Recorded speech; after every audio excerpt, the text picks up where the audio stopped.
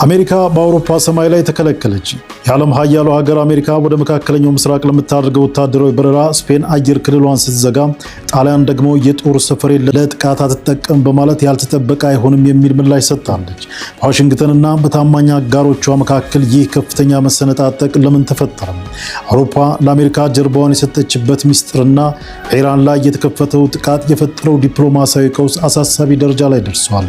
ዝርዝር መረጃውን ይዘን ቀርበናል። ልጅ እልቂት ምስክር መሆን አልፈልግም ያሉት ባለስልጣን ጉዳይ። ይህ በኢራን ላይ ሊሰነዘር የታቀደውን የኒውክሌር ጥቃት በመቃወም ስልጣናቸውን በገዛ ፈቃዳቸው የለቀቁት የተባበሩት መንግስታት ድርጅት ከፍተኛ ባለስልጣን መሐመድ ሳፋ ድምፅ ነው። በቴህራን የሚኖሩ 10 ሚሊዮን ንጹሃን ዜጎችን ኢላማ ያደረገው ይህ አስደንጋጭ እቅድ ምንድን ነው? ዓለም ገና ያልተረዳቸውና ተመድ ለሀያላን ቡድኖች እያገለገለ ነው በሚል የቀረበውን ከባድ ክስ በዲፕሎማሲው ዓለም ከፍተኛ ድንጋጤን ፈጥሯል። የኒውክሌር ጦርነት ስጋቱ ወዴት ያመራል? ሙሉ መረጃውን አጠናክረናል። የዓለም ነዳጅ ደም ወሳጅ ቧንቧ የሆነው የሆርሙዝ ወሽመጥ ሊዘጋ ነው። ኢራን በአሜሪካና በእስራኤል መርከቦች ላይ አዲስ ቀረጥ የሚጥልና እንቅስቃሴ የሚያግድ ሕግ በፓርላማው አጽድቃለች። በሌላ በኩል ፕሬዚዳንት ትራምፕ ወሽመጡ ተዘግቶም ቢሆን ጦርነቱን አቆማለሁ የሚል ያልተጠበቀ አቋም መያዛቸው ተሰምቷል። የኢራን የባህር ኃይል እንዲወድም የታዘዘው ለምንድን ነው? የነዳጅ ዋጋስ በዓለም ገበያ ላይ ምን አይነት ውጥረት ሊፈጥር ይችላል? ዛሬ የወጡ አዳዲስ መረጃዎችን አሁን እናቀርባለን። ኢራን የፓኪስታንን የሰላም ጥሪ ውድቅ በማድረግ ከአሜሪካ ጋር ድርድር አልቀመጥም ስትል በይፋ አስታውቃለች። ይህ በእንዲህ እንዳለ ግን በቴህራን ጎዳናዎች ላይ አሜሪካ ሕዝብ ክብር የተሰየመ አዲስ ሚሳኤል ታይቷል። በኢራን መንግስትና በአሜሪካ ዋይት ሃውስ መካከል ያለው ፍጥጫ ወደ አደገኛ ምዕራፍ ሲሸጋገር ይህ ሚሳኤል ምን አይነት መልእክት ይዟል? ጦርነቱስ ወደማይመለስበት ደረጃ ደርሷል? አለው ዓለም በትኩረት እየተከታተለ ያለው ወቅታዊ ሁኔታ በዝርዝር እንመለከተዋል። ከኒውክሌር ጥቃት ማስጠንቀቂያ እስከ አውሮፓ የቪዛና የበረራ እገዳ፣ የመካከለኛው ምስራቅ የጦር አውድማ እስከ ትራምፕ ሚስጥራዊ የሰላም እቅድ፣ ዛሬ ዓለምን እያነጋገሩ ያሉ 5 ታላላቅ ወታደራዊና ዲፕሎማሲያዊ ክስተቶችን የዓለም ጂኦፖለቲካዊ ሙሉ በሙሉ እየቀየሩት ነው። በኢራን ላይ የታቀደው ጥቃትና የሆርሙዝ ወሽመጥ መዘጋት በኢትዮጵያና በሌሎች ሀገራት ላይ ምን ተጽዕኖ ይኖረዋል? ሁሉንም መረጃዎች በአንድ ላይ አቀናጅተን ይዘን ቀርበናል። እስከ መጨረሻው አብራችሁን ቆዩ።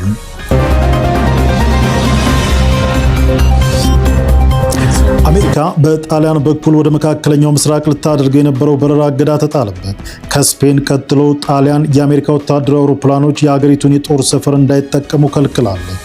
ጣሊያኑ የዜና ወኪል አንሳ እንደዘገበው አሜሪካ ወደ መካከለኛው ምስራቅ ለምታደርገው በረራ በጣሊያን በኩል ለማለፍ ያቀረበችው የጉዞ እቅድ ውድቅ ተደርጓል ሲል ቲአርቲ ወርልድ ዘግቧል። የጣሊያን መከላከያ ሚኒስትር ጊዶ ክሮሲቶ እንደገለጹት አሜሪካ በረራውን ያሳወቀችው አውሮፕላኖቹ በአየር ላይ እያሉ ነው።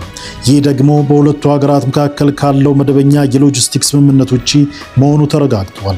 ጣሊያን ወታደራዊ እዝ አስቀድሞ ሳይመክርበትና ሳይፈቅድ የቀረበ ጥያቄ በመሆኑ ፍቃድ ሊሰጥ እንዳልተቻለ ተገልጿል። አውሮፓ ለአሜሪካ አይሆንም ማለቷን ቀጥላለች። ይህ የጣሊያን ውሳኔ የተሰማው ስፔን ለአሜሪካ ወታደራዊ አውሮፕላኖች የአየር ክልሏን እንደማትፈቅድ ካስታወቀች ከአንድ ቀን በኋላ ነው። ስፔን በተለይ ከኢራን ጋር በተያያዘ ለሚደረጉ ወታደራዊ እንቅስቃሴዎች የአየር ክልሏን ዝግ አድርጋለች። አሜሪካ ቢ52 እና ቢ1 የተሰኙ ስትራቴጂካዊ ቦምብ ጣይ አውሮፕላኖቿን በደቡባዊ ስፔን ለማሰማራት የነበራት እቅድም በማድሪድ ተቃውሞ ውድቅ ሆኗል። እስራኤልና አሜሪካ በኢራን ላይ በጋራ የከፈቱት ጥቃት ተከትሎ ቀጠናው በከፍተኛ ጦርነት ውስጥ ይገኛል። በጥቃቱ የቀድሞ የኢራን የበላይ መሪ አሊ ሐሚኒን ጨምሮ ከ1340 በላይ ሰዎች መሞታቸው ይታወሳል። ኢራንም በበኩሏ በእስራኤል፣ ዮርዳኖስ፣ ኢራቅና የአሜሪካ ጦር ሰፈር በሚገኝባቸው የባህር ሰላጤው ሀገራት ላይ በሚሳኤልና በድሮን የአጸፋ ጥቃት በመሰንዘር ላይ ትገኛለች። ይህ የአውሮፓ ሀገራት ውሳኔ አሜሪካ በመካከለኛው ምስራቅ ለምታደርገው ወታደራዊ እንቅስቃሴ ትልቅ እንቅፋት ሊሆንባት እንደሚችል እየተነገረ ይገኛል። የተባበሩት መንግስታት ባለስልጣን በኢራን ላይ የታቀደው የኒውክሌር ጥቃት በመቃወም ስራቸውን ለቀቁ። ለ12 ዓመታት ያህል በተባበሩት መንግስታት ድርጅት ውስጥ በፈቃደኛ ቪዥን ድርጅት ቋሚ ተወካይ ሆነው ያገለግሉት መሐመድ ሳፋ ድርጅቱ በኢራን ላይ ለሚሰነዘር የኒውክሌር ጥቃት ዝግጅት እያደረገ ነው በሚል በገዛ ፈቃዳቸው ስልጣናቸውን መልቀቃቸውን ገልጸዋል።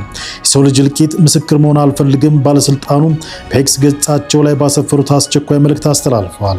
ሰዎች የሁኔታውን አሳሳቢነት አልተረዱትም። በኢራን ቴህራን ውስጥ የሚኖሩ 10 ሚሊዮን ንጹሃን ዜጎች ህልም ያላቸውን የስራ መደብ ማህበረሰቦችን በኒውክሌር ለመምታት እየታቀደ ነው ብለዋል።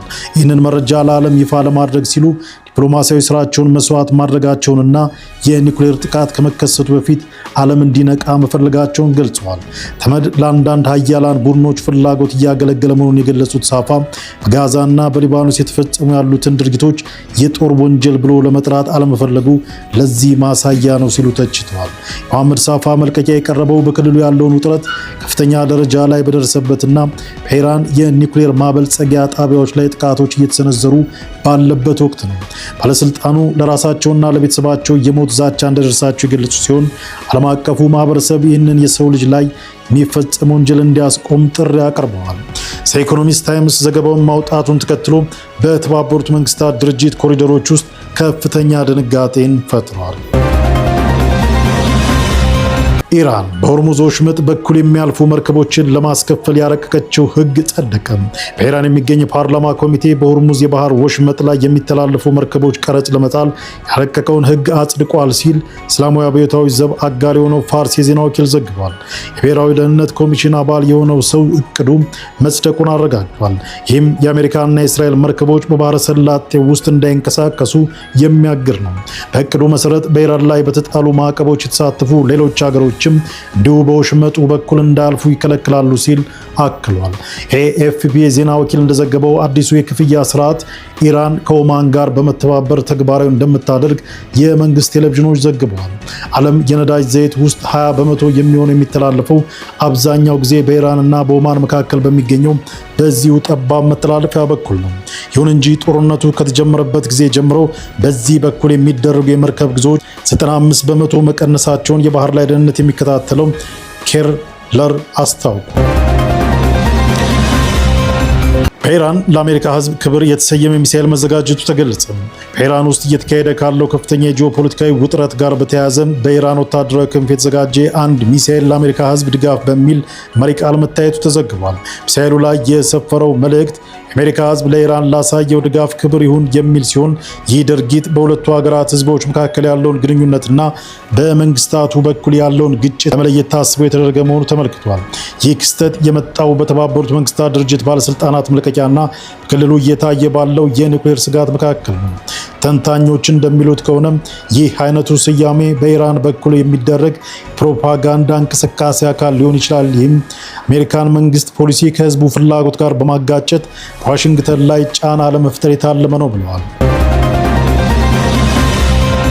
ኢራን በፓኪስታን አዘጋጅነት የሚደረገውን ድርድር እንደማትሳተፍ አስታወቀች። የኢራን የውጭ ጉዳይ ሚኒስትር ቃል አቀባይ እስማኤል ባቃይ መግለጫ ሀገራቸው በፓኪስታን አስተናጋጅነት በሚካሄደው የሰላም ንግግር ላይ እንደማትሳተፍ በይፋ አስታውቀዋል።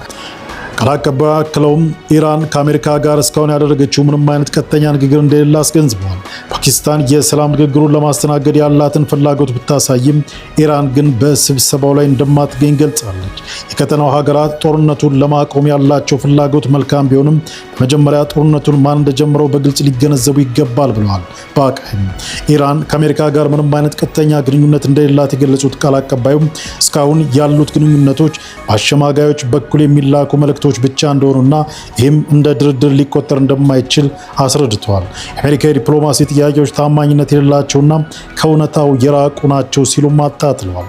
ማንኛውም የሰላም ጥረት መጀመር ያለበት ኢራን ላይ የሚሰነዘሩ ጥቃቶች ሲቆሙ ብቻ እንደሆነም አጽንኦት ሰጥተዋል። የቴህራን ጠንካራ አቋም የወጣው ፓኪስታን በአሜሪካና በኢራን መካከል የሚደረግን ድርድር በቅርብ ቀናት ውስጥ እንደምታስተናግድ ይፋ ካደረገች በኋላ ነው። ይሁን እንጂ የኢራን ባለስልጣናት የአይነቱ ንግግር አሜሪካዊ ወታደራዊ እንቅስቃሴ እንደ ሽፋን የሚያገለግል ነው በሚል ስጋታቸውን እየገለጹ ይገኛሉ።